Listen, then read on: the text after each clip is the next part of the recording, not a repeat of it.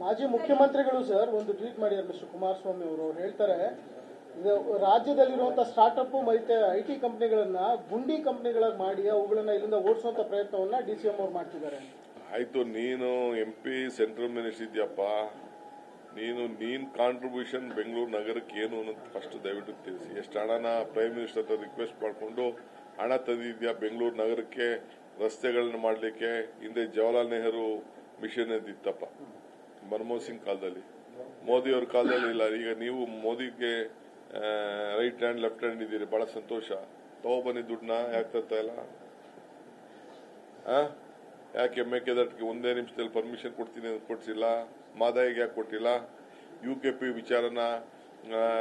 ವಿಚಾರ ಅವ್ರೇನೋ ಕೋರ್ಟ್ಗೆ ಹೋಗ್ತೀನಿ ಅಂತ ಹೇಳ್ತಾರೆ. ನೀನ್ ಯಾಕೆ ನಿಮ್ ಧ್ವನಿ ಎತ್ತಿಲ್ಲ? ರೈತರ ಮಕ್ಕಳು ಧ್ವನಿ ಸುಮ್ನೆ ಬರೀ ಟ್ವೀಟ್ ಮಾಡ್ಬಿಟ್ಟು ಒಂದ್ ಪೇಪರ್ ಹೇಳಿಕೆ ಕೊಟ್ರೆ ಪ್ರಾಬ್ಲಮ್ ಸಾರ್ಟ್ ಔಟ್ ಆಗಲ್ಲ.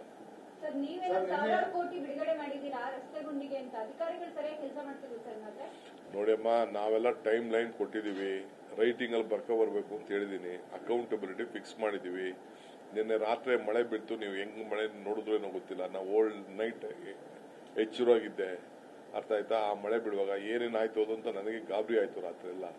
ಈ ವಿಧಾನಸೌಧ ಪಕ್ಕದಲ್ಲೇ ನೋಡಿ, ಒಂದೇ ರಾತ್ರಿಗೆ ಸುಮಾರು ಒಂದು 20 ಗುಂಡಿ ಬಿದ್ದಾವೆ. ನಾನು ನೋಡಿದೆ, ನಾನೇ ಬೆಳಗ್ಗೆ ಅಷ್ಟೊತ್ತಿಗೆ ನಾನು ನೋಡಿದೆ ಅದನ್ನ. ಸೊ ಇದು ನೇಚರ್, ಇದು ಏನು ಮಾಡೋಕ್ಕಾಗಲ್ಲ. ಹಂಗಂತ ನಾವು ಮುಚ್ಚಲೇಬೇಕು, ನಾವು ತಪ್ಪಿಸ್ಕೊಳಕ್ಕಾಗಲ್ಲ. ನಮ್ಮ ರೆಸ್ಪಾನ್ಸಿಬಿಲಿಟಿ ಇದೆ. ಯಾರೋ 4 ಜನ ಟ್ವೀಟ್ ಮಾಡ್ಬಿಡ್ತಾರೆ, ಇನ್ಯಾರೋ ಒಂದು ಪೊಲಿಟಿಕಲ್ಗೋಸ್ಕರ ಹೆಸರು ಬರ್ತದೆ ಅಂತ ಅಂದ್ಬಿಟ್ಟು ನೀವು ಮೀಡಿಯಾ ಅವರು ಪಿಕಪ್ ಮಾಡ್ತಾರೆ. ಬನ್ನಿ, ನಾನು ತೋರಿಸ್ತೀನಿ, ಮಹಾರಾಷ್ಟ್ರ, ಡೆಲ್ಲಿ ಎಲ್ಲ ನಾನು ತೋರಿಸ್ತೀನಿ ಗುಂಡಿಗಳನ್ನೆಲ್ಲ.